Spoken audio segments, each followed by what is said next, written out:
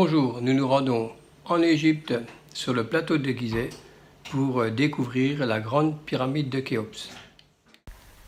Nous sommes donc sur le plateau de Gizeh et puis comme vous le voyez derrière moi, la pyramide de Khéops et celle de Khéphren. Nous allons découvrir en commençant par la pyramide de Khéops et nous allons voir également ce qu'il y a au temple qui est en dessous, le temple de la vallée. Ce temple, à mon avis, a subi une explosion et nous allons voir pourquoi.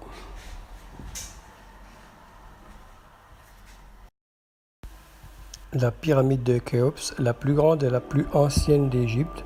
Nous nous trouvons actuellement dans un couloir qui fait à peu près 1 mètre par 1 mètre et nous arrivons dans la grande galerie qui fait environ 30 mètres et 5 mètres 80.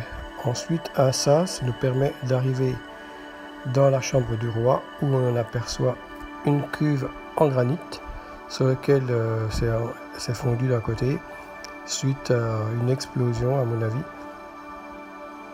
Donc cette cuve, on peut s'apercevoir qu'elle est percée de chaque côté de 3 trous, c'est-à-dire 6 au total, qui permettaient de fixer une platine dessus et cette platine pouvait faire éventuellement de l'électrolyse.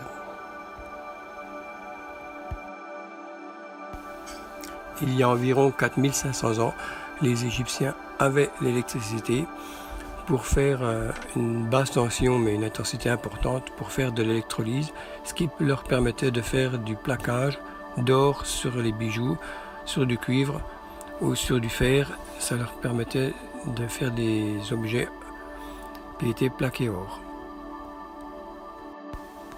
On trouve également dans cette cuve une radioactivité supérieure à la normale, environ 28 microsieverts, par rapport à l'extérieur où la radioactivité est entre 4 et 8 microsieverts.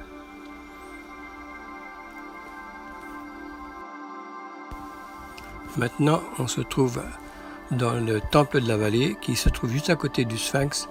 Donc ce temple, à mon avis, a été construit avant les pyramides et il fabriquait également de l'or, en plaqué or du moins, avec de l'électrolyse. L'électrolyse génère beaucoup d'hydrogène et du dioxyde d'hydrogène. Donc la radioactivité ici était de 44, c'est-à-dire 40 fois la radioactivité extérieure.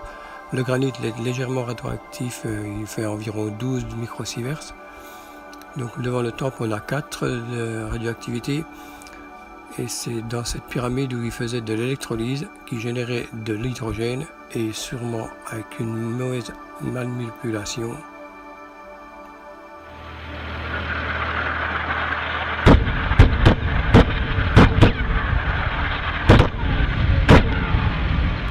Le toit de ce temple a explosé, comme on peut le voir sur les vidéos, et les corniches qui ornaient le toit sont également tombées tout à côté du temple.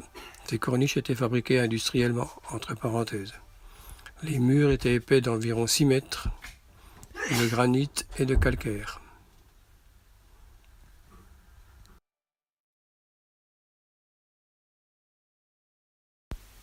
Ensuite, dans la pyramide de Khéops, la même expérience a été faite et sûrement les mêmes explosions qui ont presque fondu la cuve de granit car la température de l'hydrogène en fusion est d'environ 2500 degrés. Mais par contre, le toit a bien tenu, plus que les Égyptiens avaient prévu de mettre 5 dalles de granit de plusieurs tonnes au-dessus de la salle. Donc cela ne risquait pas de faire exploser le plafond, comme dans le temple de la vallée.